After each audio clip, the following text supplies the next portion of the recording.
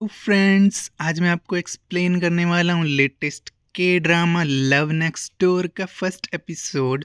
और सबसे पहले हमें नज़र आती है चार लेडीज़ जो आपस में बातें कर रही होती है, और उनमें से दो अपने बच्चों की बड़ाइयाँ करना स्टार्ट कर देती है। एक बोलती है कि मेरी बेटी यूएस में जॉब करती है और बहुत ज़्यादा फेमस है। वहीं दूसरी लेडी बोलती है कि मेरा बेटा इस पूरी कंट्री का सबसे बेस्ट आर्किटेक्ट है और उसे प्रेसिडेंट से अवार्ड भी मिला है, और वो एक बहुत अच्छा स्विमर भी है और बहुत सारे मेडल्स भी जीते हैं। वहीं जो बाकी दो लेडीज़ होती हैं उनकी बातें सुन के बोर हो जाती है और वहाँ से चली जाती है।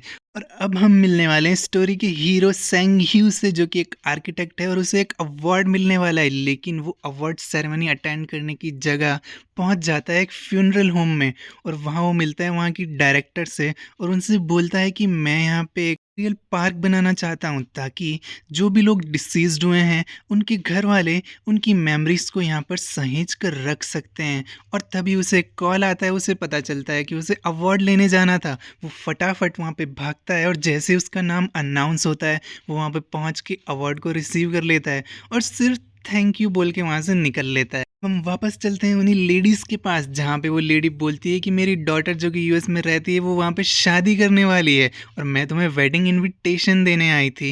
और तभी हमें पता चलता है कि जो बेटी जिसकी शादी होने वाली है वो खुद कोरिया आ रही है। वो एयरपोर्ट पे उतरती है तो उसकी फ्रेंड मोएम, जो कि एक पैरामेडिक फोर्स में काम करती है, वो उसे रिसीव करने आती है। सक्रियो जैसे ही उसे हक करती है, मुआंग उसके नीचे से निकल के बाहर चली जाती है और फिर वो कार में बैठ के अपने घर जाने लगते हैं।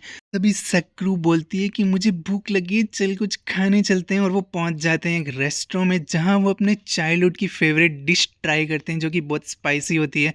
और जैसे ही सक्रू पहला निवाला खाती है उसे बहुत ज़्यादा मिर्ची लगती है और वो पानी पीने लगती है। सडनली सैक्रियो अपना मुंह छुपा लेती है और उसकी फ्रेंड भी वैसा ही करती है। तभी वहाँ पे उन्हें पता चलता है कि एक बंदा है जो उन्हें घूर रहा है, पहचानने की कोशिश कर रहा है लेकिन नहीं पहचान पाता। और जैसे ही वो शॉप के बाहर निकलता है, उसका जिम ट्रेनर उसके कान पकड़ के बोलता है कि तुम्हें ये सब खाने का किसने कहा था, इतनी कैलोरीज कैसे खर्च करोगे, ये मुझे दो और चुपचाप यहाँ से दफा हो जाओ।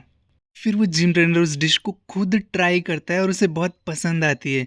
तब मोएम सैक्रियो से बोलती है कि वो तो तुम्हारा भाई था, अपने भाई से क्यों छुप रही थी तुम। फिर वो बोलती है कि मैं बाद में बताऊंगी और वो उसे घर ले जाने लगती है। तभी मोएम को एक इमरजेंसी कॉल आता है और उसे वहाँ से जाना पड़ता है। फिर से सैक्रियो अकेली हो जाती है।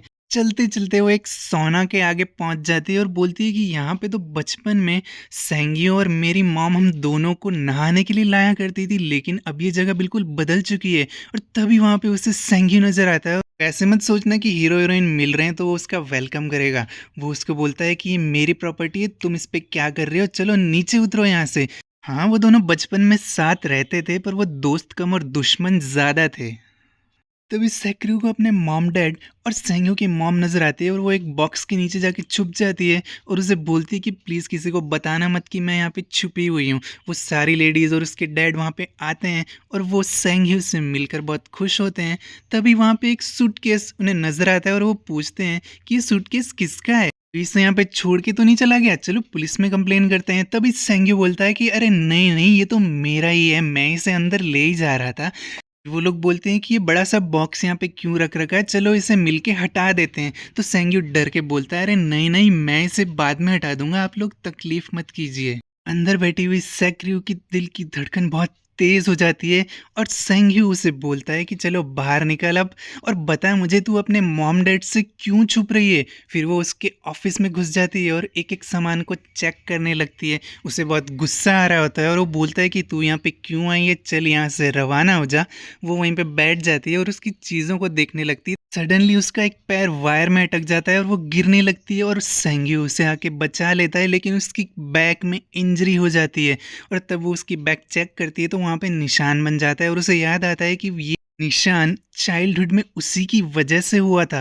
और तब वो बोलता है कि जब भी तू मेरे पास आती है मुझे कुछ ना कुछ हो जाता है, इसीलिए तुरंत यहाँ से दफ़ा हो। हमें मोएम नज़र आती है और उसकी टीम को एक इमरजेंसी कॉल आती है और उसकी टीम वहाँ पे पहुँच जाती है और वहाँ जाके उन्हें पता चलता है कि एक बूढ़े इंसान जिसके सर पे चोट लगी है, और तभी मोएम देखती है कि उन्हें डायबिटीज़ है और उन्होंने ड्रिंक कर रखी है। वो बोलते हैं कि यहाँ से भाग जाओ, मुझे तुम्हारी हेल्प नहीं चाहिए, और वो एक बॉटल उठा लेते हैं। और तभी हमारे सामने एक बंदा नज़र आता है, बोलता है कि इससे मैं निपटता हूँ। जैसे ही वो आगे जाता है वो नीचे गिर जाता है। तभी मोएंग अपने कराटे स्किल्स दिखाती है, सिचुएशन को हैंडल कर लेती है और वो बंदा उस पे फिदा हो जाता है। जब सैकरियो घर जाने लगती है तो वो उसके पीछे आता है। वो उससे बोलती है कि मेरा पीछा क्यों कर रहा है? तो वो बोलता है कि तुझे पता नहीं है क्या, हम दोनों पड़ोसी हैं, मेरा घर भी वहीं पर है। सैकरियो अपने सूटकेस में से सारे कपड़े निकाल के पहन लेती है और बोलती है कि आज मुझे मेरी मॉम से मार पड़ने वाली है। आई होप इतने सारे कपड़े पहनने के बाद में मुझे दर्द नहीं होगा। पूछता है कि चल क्या रहा है, कुछ बताएगी मुझे? तो वो बोलती है कि मैंने अपनी एंगेजमेंट तोड़ दी है। और तभी उसे पता चलता है कि उसकी मॉम ने उसकी ये बात सुन ली है, और उसे सुनते ही उसके डैड को शॉक लगता है और वो ज़मीन पे गिर जाते हैं। ओवर एक्टिंग कर रहे हैं, वापस भी उठ जाते हैं। मॉम को उस पे बहुत गुस्सा आता है और वो उसे मारने के लिए दौड़ती है। तो वो बोलती है प्लीज़ मेरी बात तो सुनिए, यूएस में ऐसा चलता रहता है। और ये सुन के उसकी मॉम को और ज़्यादा गुस्सा आ जाता है और वो फिर से उसे मारने लगती है। और इस बार उसके डैड फिर से ओवर एक्टिंग कर रहे हैं। और तभी उसकी मॉम उसे मार रही होती है तो सेंग्यू बोलता है आप मुझे क्यों मार रहे हो? मारना है तो अपनी बेटी को मारो ना। सडनली उसके डैड खड़े होते हैं और बोलते हैं कि हमें अपनी बेटी की बात को सुनना चाहिए। और फिर उसकी बेटी बोलती है पक्का आप कुछ नहीं करोगे? मैंने अपनी एंगेजमेंट भी तोड़ दी और अपनी नौकरी भी छोड़ दी और अब मैं यहाँ पे आ गई हूँ। उसकी मॉम को और ज़्यादा गुस्सा आता है और वो फिर से उसे मारने लगती है। सेक्रियो सेंग्यू का हाथ पकड़ के भागने लगती है जैसे कि वो चाइल्डहुड में भागा करते थे। और सेंग्यू उससे बोलता है अबे तू मुझे क्यों भगा रही है, खुद भागना जाके, मुझे क्यों थका रही है? फिर सेक्रियो उससे बोलती है एक जगह बैठ के कि मेरे लिए ये सब बहुत ज़्यादा हो रहा था, सब कुछ इतना जल्दी हो गया कि मुझे डर लगने लगा और मैं यहाँ पे सब कुछ छोड़ छाड़ के भाग के आ गई। तभी सेंग्यू को सेक्रू के भाई का कॉल आता है और वो बोलता है कि मामा उसे नहीं मारेगी और उसे घर पे लेके आ जाओ। फिर वो उसे घर ले जाने लगता है। हमें फिर से वो टुमारो वाला बंदा नज़र आता है और वो मुएंग से जाके बोलता है कि अपना नाम तो बता दो। तो वो बोलती है कि मैंने आज तक जिसे भी अपना नाम और पता बताया है वो फिर से मेरे पास कभी नहीं आया। तो वो बोलता है कि मैं बिल्कुल आऊँगा। वो दोनों सेक्रियो के घर पहुंच जाते हैं और अंदर जाते ही वो अपनी मॉम को सॉरी बोलती है। उसकी मॉम डंडे के साथ तैयार होती है और बाहर भागने का रास्ता बंद कर देता है सेंग्यू, और खुद बाहर भाग जाता है। उसकी मॉम अब उसकी ऐसी धुलाई करने वाली है। और सेंग्यू सोचता है कि चाइल्डहुड में वो ही उसे हमेशा बचाया करती थी जब बाकी बच्चे मुझे परेशान करते थे, अब वो वापस आ गई है तो धमाल होना ही है।